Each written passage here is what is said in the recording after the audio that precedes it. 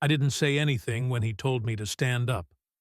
The room was already full, my entire team packed in too tightly, chairs scraping, notebooks open like shields. He didn't lower his voice. He didn't step aside. He read it off a page, flat and practiced, like an announcement that had nothing to do with me. My name landed wrong in his mouth. Someone behind me inhaled sharply and didn't let it out. I remember noticing the hum of the lights, the way my hands felt too large at my sides. I could have argued. Everyone expected me to. Instead, I nodded once, slow, careful. The silence stretched, confused, almost offended. And in that space, before I walked out, before anyone moved, I understood that whatever followed this moment would undo more than my job. It would rearrange every relationship in that room, starting with my own. I had been with the company long enough to forget what my life looked like before it. 13 years will do that. Long enough to grow into a role instead of applying for it. Long enough that people stopped questioning why I was the one running meetings, smoothing conflicts, taking the blame when deadlines slipped. I wasn't the loudest. I wasn't the smartest on paper. I was the one who stayed. My team had formed slowly, over time, like something organic, one hire at a time. People I'd trained myself, people whose strengths I knew well enough to cover for without making it obvious. We weren't friends in the way HR pretends teams should be, but there was trust, real trust. The kind that shows up when things go wrong and no one panics.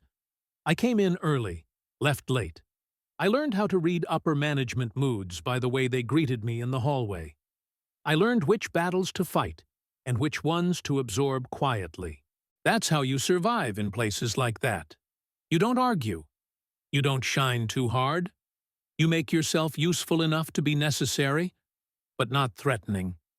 The year before everything broke, pressure started seeping in from above. New targets, new language. Words like efficiency and realignment. Consultants walking around with tablets, watching how people worked like we were part of a study.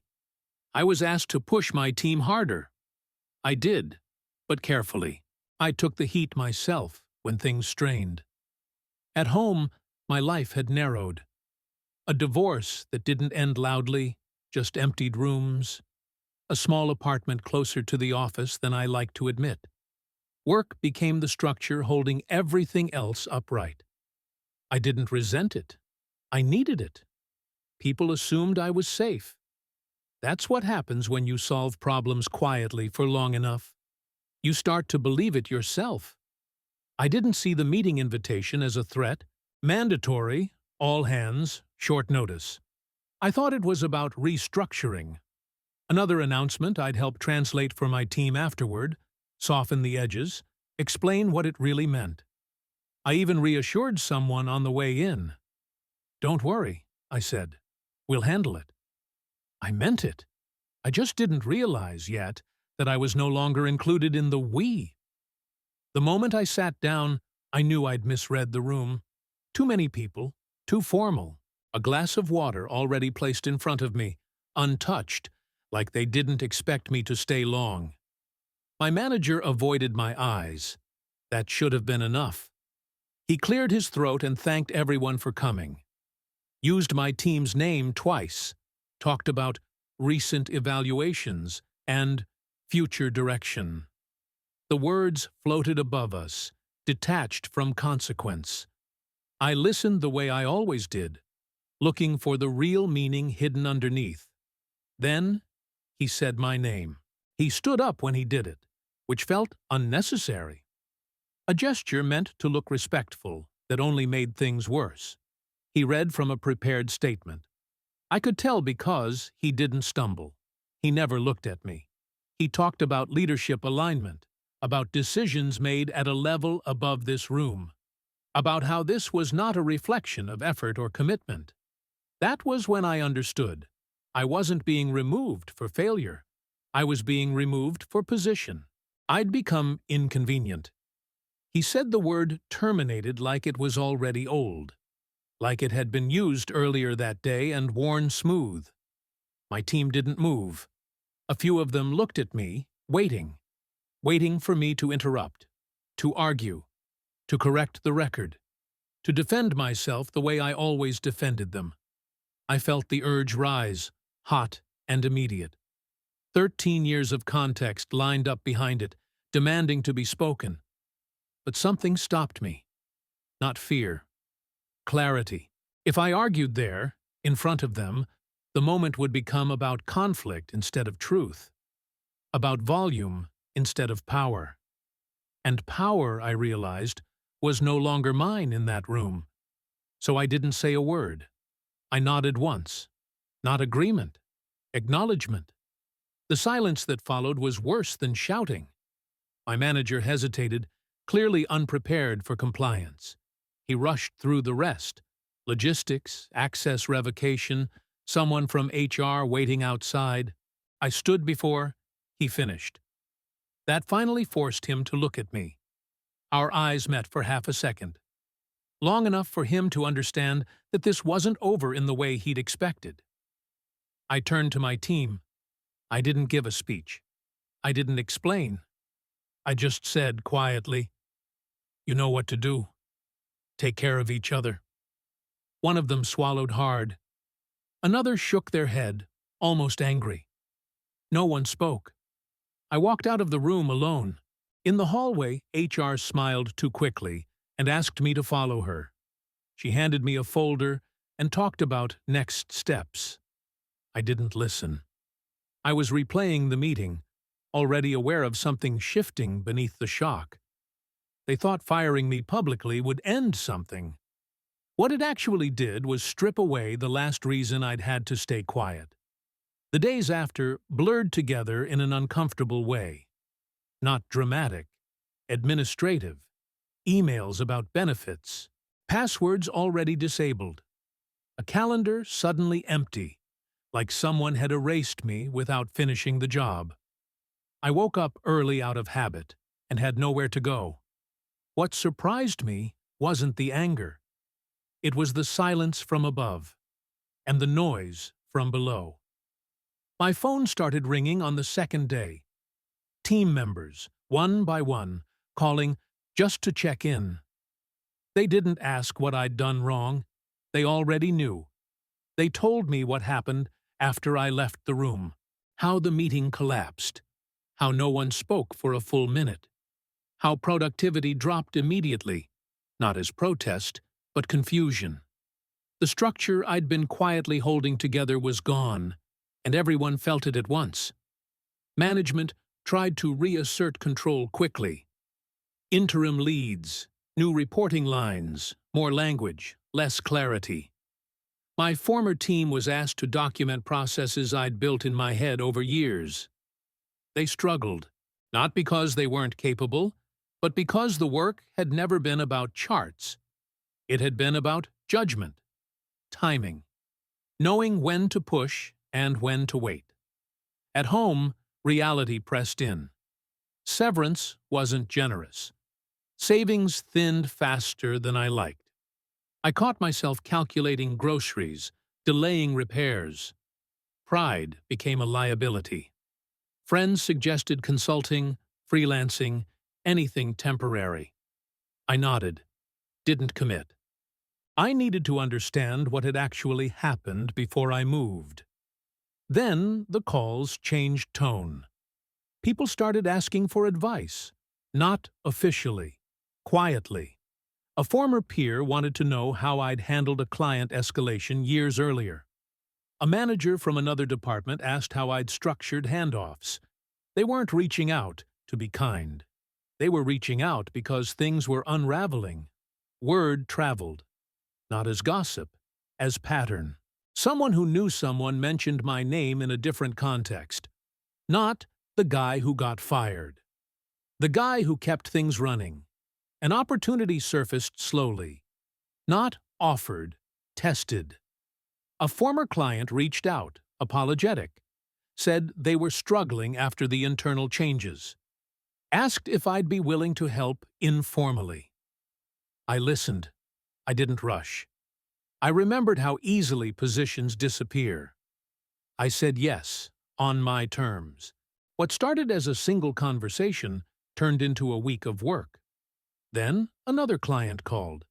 Then another. Each one had the same problem. Systems without stewardship. Leadership without memory. I wasn't selling rebellion. I was selling continuity. Meanwhile, inside my old company, things grew louder. Turnover increased. Deadlines slipped publicly. My former team was split apart, reassigned, thinned. The structure I'd built was being dismantled by people who didn't know why it existed in the first place. I didn't celebrate that. I watched it with a kind of grief. And with something else, too. Certainty. They had taken my title. They had taken my badge. But they had also given me something I hadn't realized I'd been missing. Freedom from defending a system that no longer deserved my silence. It happened in a room smaller than the one where I'd been fired. No audience this time. Just 4 people and a table that wobbled if you leaned on it wrong. They didn't start with an apology. I respected that. They started with numbers, missed deadlines, lost clients, a restructuring that had looked clean on paper and bled in practice. They spoke carefully, like they were afraid of saying the wrong thing and making me stand up and leave. One of them finally said it.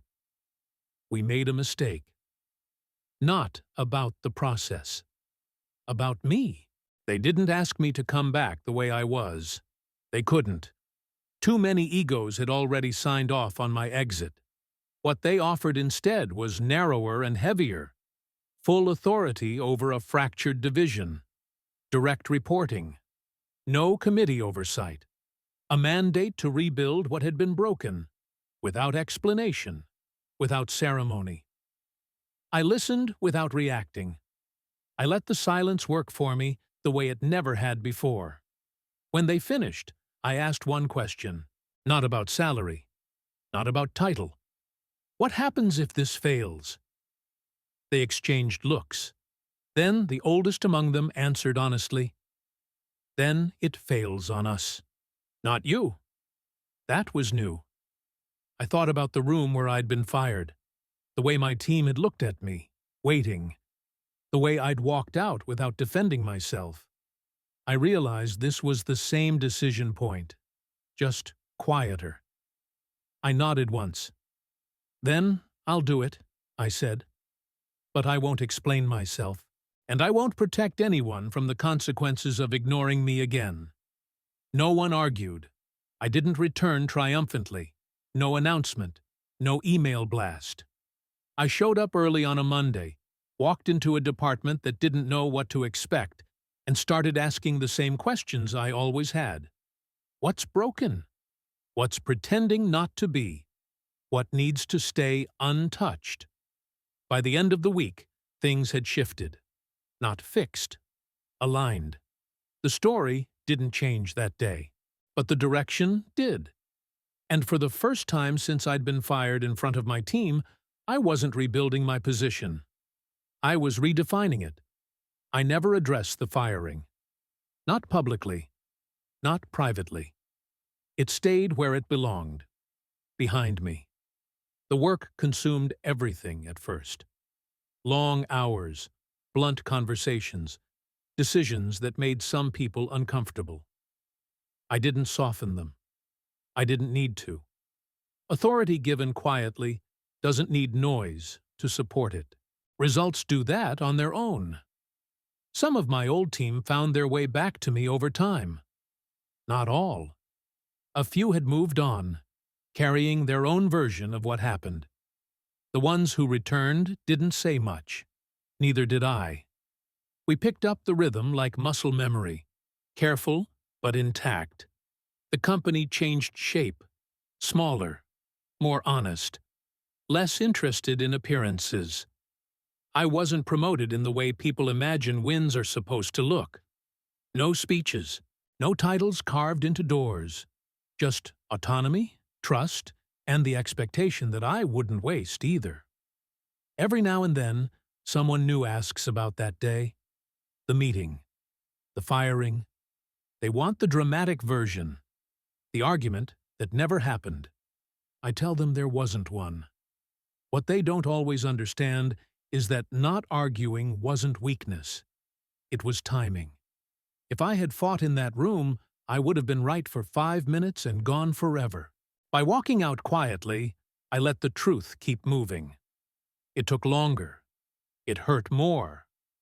But it arrived intact.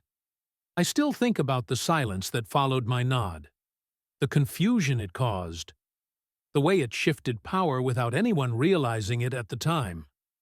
That moment didn't ruin me.